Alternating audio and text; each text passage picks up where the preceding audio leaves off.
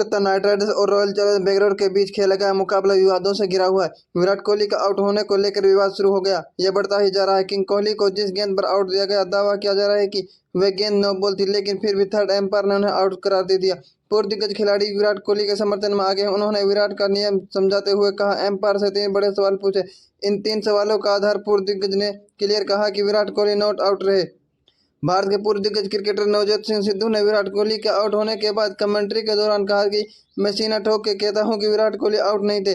BCCI को नियम में बदलाव करने की जरूरत है। उन्होंने कहा था कि विराट कोहली को गलत आउट दिया है। इसमें गलती एम्पायर की नहीं बल्कि इस नियम की है जिसके आधार पर विराट कोहली को आउट दिया गया है। अब मैच के अगले दिन सिद्धू ने एक वीडियो से पोस्ट करते हुए कहा कि विराट कोहली कैसे आउट नहीं थे। ये 3 सवाल करते हुए सिद्धू ने फिर से एक बयान पर अड़े रहे और कहा मैं कि विराट कोहली आउट नहीं थे।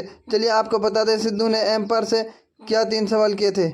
पहला सवाल, सिद्धू ने एम्पायर से पहला सवाल करते हुए कहा कि जब विराट कोहली के बल्ले से गेंद लगी, इस दौरान कोहली अब पहले ही अपने पैरों के उचकाए खड़े हुए थे। उंगली पर खड़े थे वे पहले से ही कम 7 इंच उठे हुए थे, लेकिन क्या विराट कोहली का कद मापते हुए 7 इंच का ध्यान नहीं रखा। दूसरा सवाल, आपने अपने फैसले से बीमर को लिखित कर दिया है।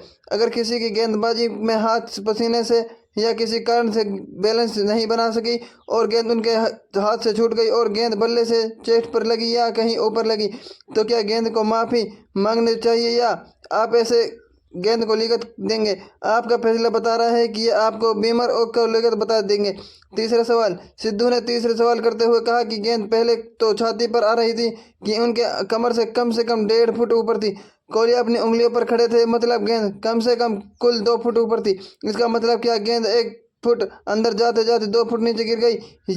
यह साफ दिख रहा है कि एम्पायर का फैसला गलत है।